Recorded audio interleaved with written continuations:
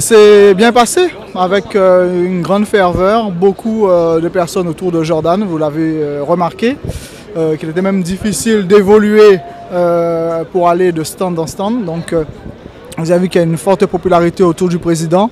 Et donc, en dehors de cela, ça nous a permis de rencontrer les agriculteurs, de discuter avec eux de leurs problématiques, qui nous ont confirmé les différents constats qu'on avait déjà faits sur la réglementation, sur l'emploi des produits phytosanitaires, les normes, la surtransposition des normes notamment, et le fléchage des aides. Donc tout cela a pu être échangé avec les différents syndicats, les différents agriculteurs de ce salon d'agriculture. Oui, Mayotte est un cas particulier parce que nous connaissons la situation de Mayotte qui vit deux catastrophes naturelles de suite. Mais en dehors de cela, il y avait déjà des difficultés qui sont celles de Mayotte, de l'insécurité, une forte immigration.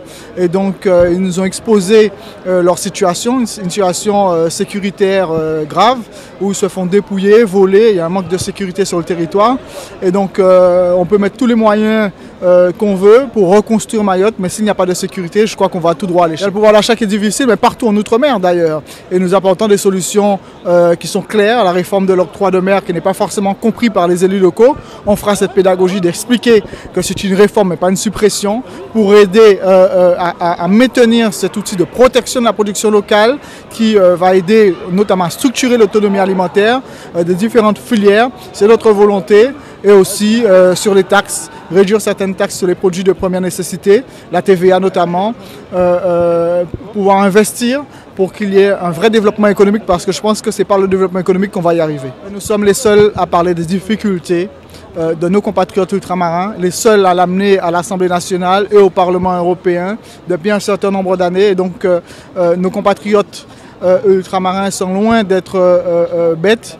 Ils ont compris qu'ils ont de véritables représentants au sein de la nation française et c'est pour ça qu'ils nous font confiance. Écoutez, c'est mon premier mandat, j'ai 6 mois de mandat, mais je pense que nos compatriotes sont relativement fiers de leurs représentants. Moi je suis des Antilles-Guyane et donc sont extrêmement fiers par le travail qui est fourni au sein du Parlement européen. Mon plat préféré, c'est on appelle ça chez nous, oh là là, non, vous m'avez pas calé, mais c'est juste que j'oubliais, c'est une espèce de soupe à base de bananes vertes, de boulettes de farine et de salaison, un peu de pois et différents légumes dedans. C'est un dérivé du soupe à Congo. Voilà, et ça s'appelle le bébélé. Maintenant, je cuisine moins, je suis un très bon cuisinier. Du sport, je suis licencié en foot jusqu'à maintenant.